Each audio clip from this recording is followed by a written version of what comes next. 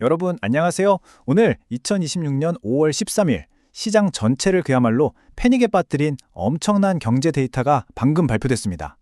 저도 방금 숫자 확인하고 진짜 깜짝 놀랐는데요. 시장 흐름 짚어보는 게 늘 흥미롭긴 하지만 오늘의 데이터는 파급력이 차원이 다릅니다. 지체할 시간 없겠죠? 바로 본론으로 들어가서 이 폭탄 같은 수치들이 대체 뭘 의미하는지 확실하게 해설해드리겠습니다. 자, 그럼 바로 깊이 파헤쳐보죠. 1.4%. 네, 이게 바로 오늘 모두의 뒤통수를 친 4월 전월 대비 물가 상승률입니다. 그냥 딱 들으면 1.4%면 평범한 거 아니야? 하실 수도 있는데 거시경제 세계에서 단 한 달 만에 물가가 이 정도로 뛰었다는 건 그야말로 엄청난 지각 변동이 일어났다는 뜻이거든요. 왜 이 숫자가 그렇게 충격적인지 살짝 비교를 좀 해볼까요? 월스트리트 전문가들은 기껏해야 0.5% 정도 오를 거라고 내다봤어요. 그런데 실제 뚜껑을 딱 열어보니 그 3배에 가까운 1.4%가 튀어나온 겁니다. 완전히 빗나갔죠. 시장이 전혀 예상하지 못했던 그야말로 카운터 펀치를 제대로 맞은 셈입니다. 자, 그럼 첫 번째 파트. 4월 물가 충격, 이 생산자 물가 지수에 대해서 먼저 짚고 넘어가 보죠. 생산자 물가 지수, 보통 PPI라고 많이 부르죠. 다들 잘 아시겠지만 가장 쉽게 와닿게 표현하자면 기업들 입장에서의 도매가표입니다. 근데 이게 왜 우리 지갑 사정이랑 직결되느냐? 아주 간단해요. 도매가표 숫자가 올라가면 기업들 비용 부담이 커지잖아요. 그럼 결국 시간이 좀 지나고 나서 우리가 마트에서 결제하는 그 소매가표가 덩달아 뛸 수밖에 없거든요. 그러니까 오늘 우리가 확인한 이 PPI는 앞으로 우리가 마주하게 될 미래 소비자 물가의 아주 강력한 예고편이라고 보시면 됩니다. 두 번째 파트, 예상을 뛰어넘은 수치들입니다. 세부 데이터를 한번 뜯어볼까요? 자, 여기서 정말 흥미로운 점은요. 단순히 항목 하나만 튄 게 아니라 전반적인 지표가 일제히 새빨간 경고등을 켜고 있다는 겁니다. 전월 대비 1.4%뛴 것도 놀라운데 전년 동기 대비로는 무려 6.0%나 치솟았어요. 근데 진짜 주목해야 할 건 맨 아랫줄입니다.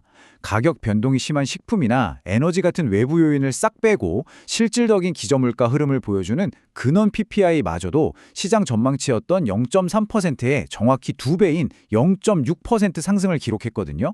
이게 무슨 뜻이냐? 인플레이션 압력이 그냥 잠깐 지나가는 소나기가 아니라 경제구조 깊숙한 곳에 아주 단단하게 뿌리내리고 있다는 얘기죠.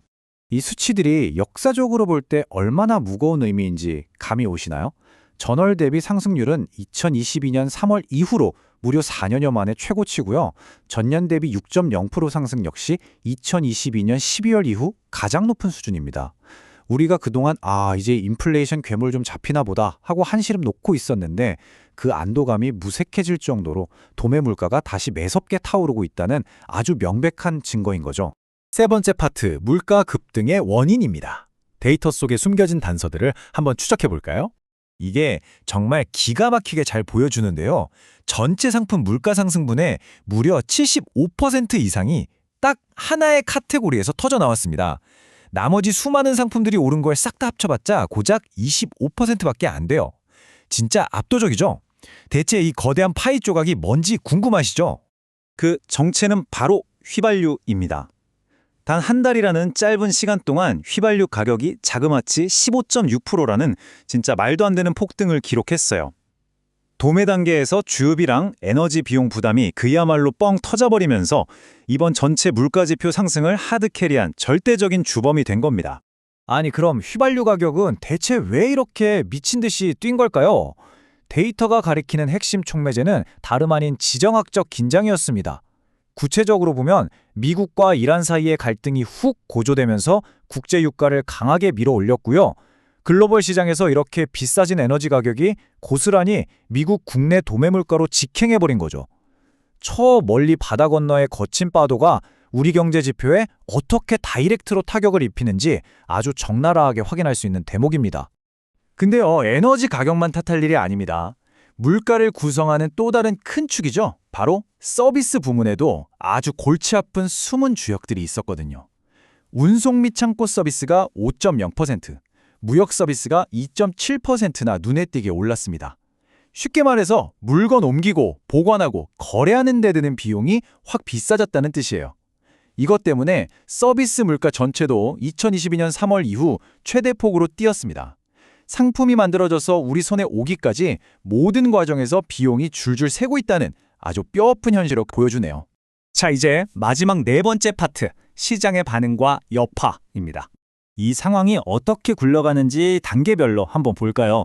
이 세 가지 흐름이 지금 시장 상황을 완벽하게 요약해 주는데요. 첫째, 시장 예상을 아득히 뛰어넘는 아주 강력한 고물가 데이터가 딱 떴죠. 둘째, 물가 여전히 뜨겁구나. 이걸 확인한 투자자들이 연방준비제도가 조만간 금리 좀 내려줄 거라는 그 달콤한 기대감을 아주 빛의 속도로 거둬들였습니다. 그리고 셋째, 고금리 시대가 생각보다 길어지겠네라는 이 차가운 현실 자각이 곧바로 주식시장을 때리면서 대표주가 지수인 S&P 500 선물 지수가 뚝 떨어졌습니다. 데이터 딱 하나가 시장의 투자 심리를 순식간에 어떻게 뒤집어 놓는지 보여주는 아주 완벽한 도미노 연쇄작용이죠. 그래서 여기서 가장 중요한 포인트가 뭐냐? 단연코 인플레이션에 대한 공포가 다시 불타올랐다는 겁니다. 물가도 슬슬 잡히고 금리도 내려가고 경제도 다시 살아날 거라고 철석같이 믿고 있던 시장에 아주 희망찬 긍정 회로에 거대한 얼음물을 확 끼얹은 생애거든요. 지긋지긋한 물가와의 싸움이 드디어 승리로 끝나간다는 환상이 아주 산산조각 난 순간입니다. 자, 이제 우리는 아주 무거운 질문 하나를 마주하게 됩니다. 과연 인플레이션과의 전쟁은 끝나려면 아직 멀었는가? 오늘 저랑 같이 쫙 훑어본 이 4월의 도매물가 충격은 앞으로 연준이 금리를 결정하는 데 있어서 엄청난 골칫거리를 안겨줬어요. 나라 밖으로는 지정학적 리스크가 빵빵 터지고 있고 나라 안으로는 한 번 오르면 잘 안 떨어지는 아주 끈적끈적한 서비스 물가까지 합세한 지금 이 상황. 과연 우리 경제는 어디로 튀게 될까요? 이번 해설이 여러분이 거시경제의 숲을 더 넓게 보시는 데 도움이 되었기를 바랍니다. 앞으로 다가올 경제의 거친 파도 계속해서 저랑 같이 예의주시해 보시죠. 오늘 함께해 주셔서 정말 감사합니다.